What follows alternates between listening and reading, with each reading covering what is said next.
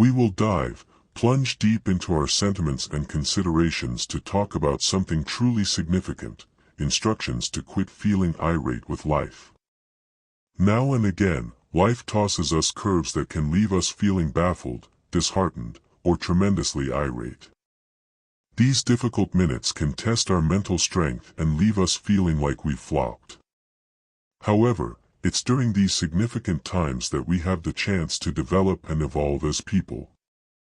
It's fundamental to comprehend that feeling furious at life isn't something we're left with everlastingly.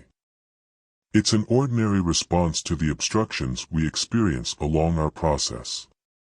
Anyway, conquering these pessimistic feelings and finding inward harmony is imperative for our psychological prosperity and self-improvement. That is the reason we're here today, to help you on your excursion of self-disclosure and change. We've painstakingly chosen these savvy and elevating words to assist you with reflecting, gaining lucidity, and shifting your viewpoint. My desire is simply that these consoling words will direct you towards acknowledgement, pardoning, and appreciation. Clutching scorn just invigorates capacity to those we disdain. Genuine lies in not allowing anything to incite our outrage.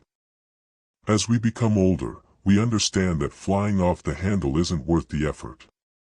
Outrage can cause us to feel separated and lead to disappointment.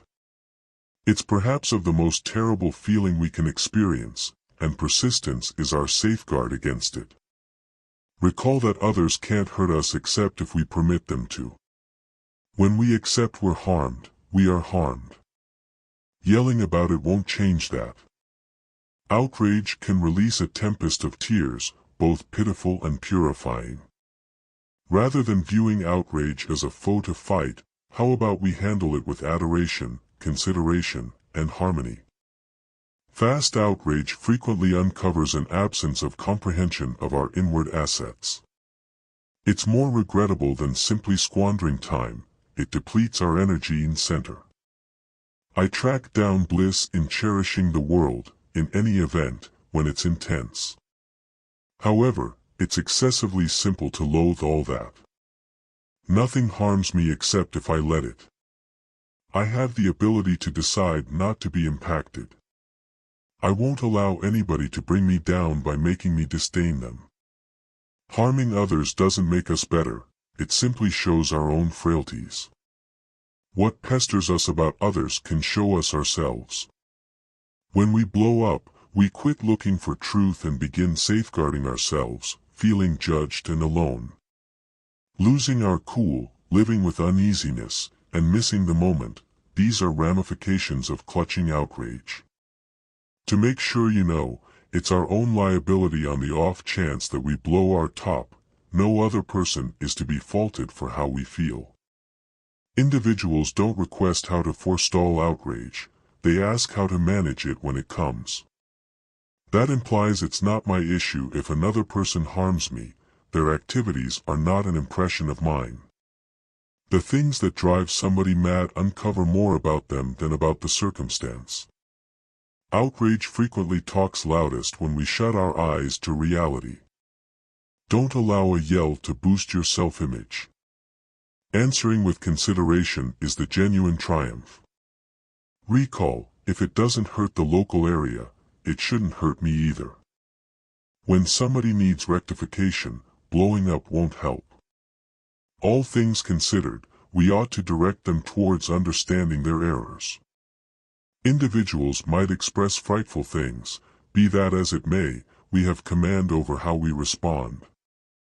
The capacity to appreciate individuals on a profound level means not allowing others to direct our contemplations.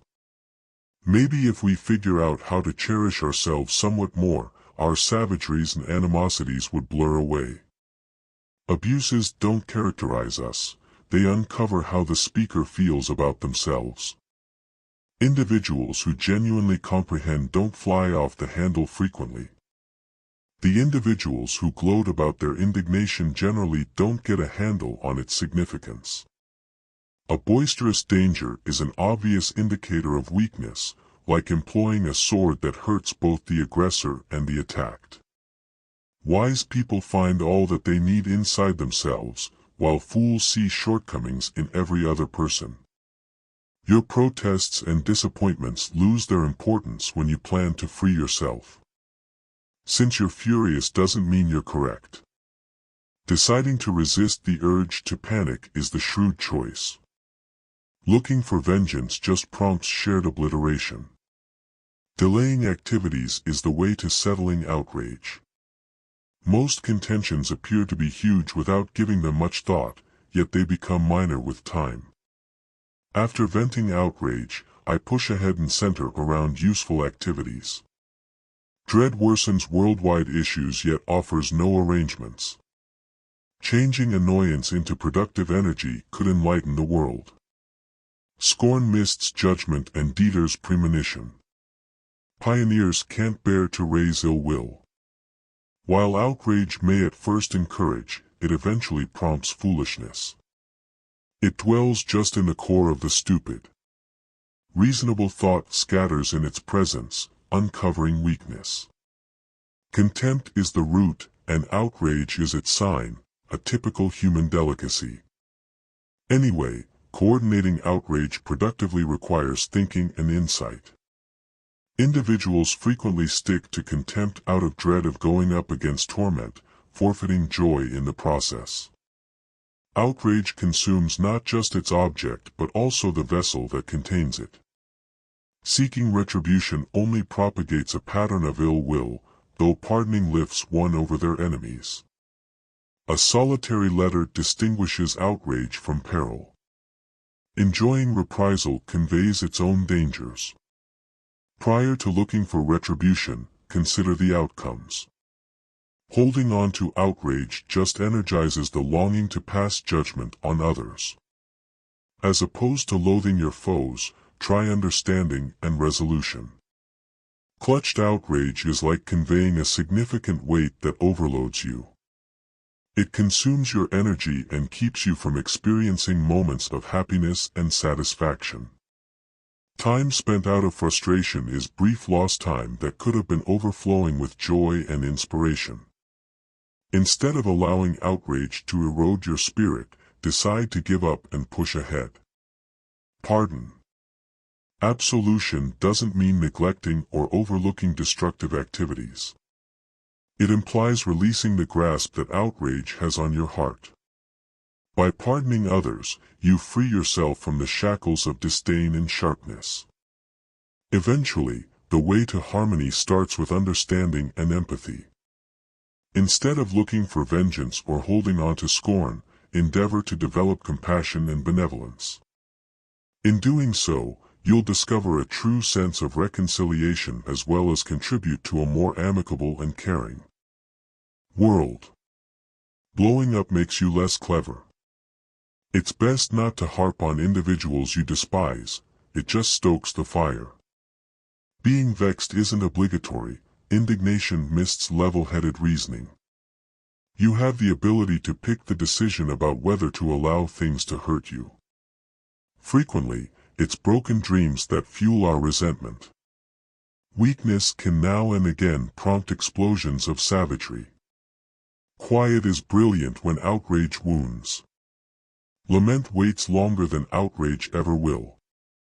Recall that you're the principal loss from your own displeasure. Don't go as far as the level of the individuals who incite you. Consider the results prior to allowing outrage to take the reins. Nations who effectively blow up can be very troublesome. Follow nature, persistence is key. Detesting somebody just damages you more than it does them. Rather than harping on disdain, center around what you love. You have choices: give up, battle, or essentially step back and grin.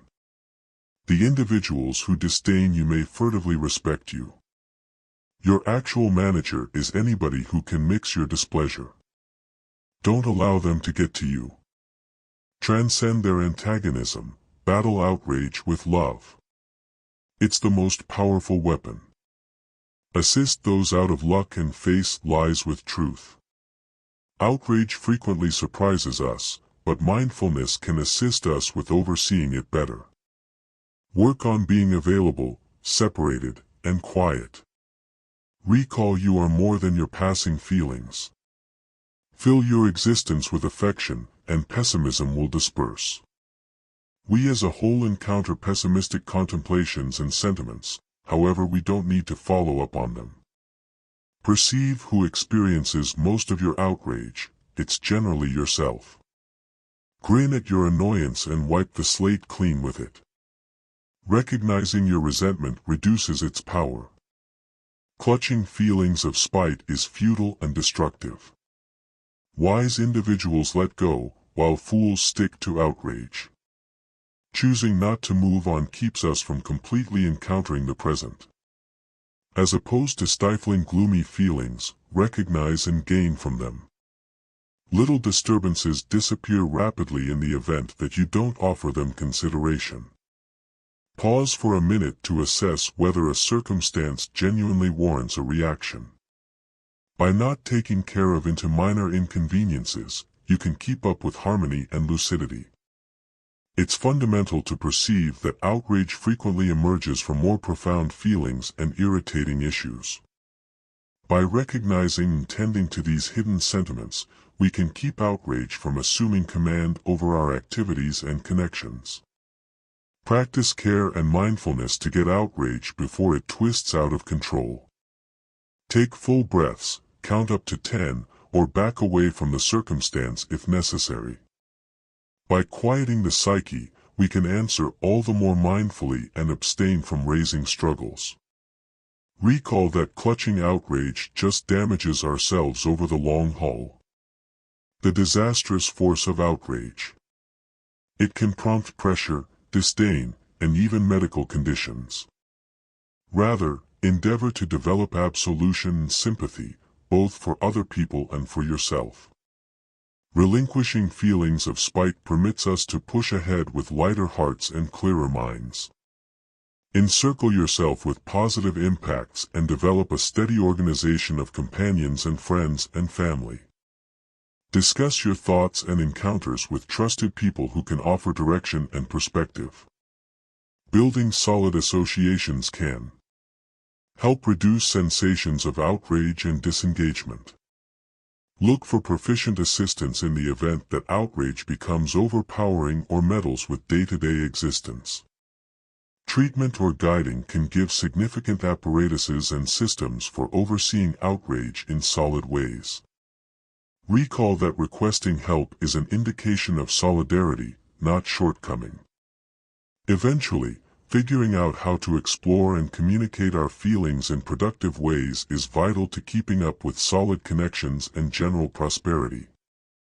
By rehearsing tolerance, compassion, and self-reflection, we can develop a more tranquil and satisfying life for us and everyone around us. When you're feeling irate, it's ideal to try not to pursue large choices. Recognize that outrage mists your judgment and makes it hard to think plainly. Remember that irate individuals frequently forfeit their own prosperity just to create problems for others. Sometimes our failure to control outrage comes from our connection to flawlessness and magnificence, so it's okay to acknowledge defects and blemishes in life. Advise yourself that you may be faulting yourself unjustifiably for your concerns. Rather than hitting the sack irate, go up against your feelings and attempt to determine clashes while remaining alert.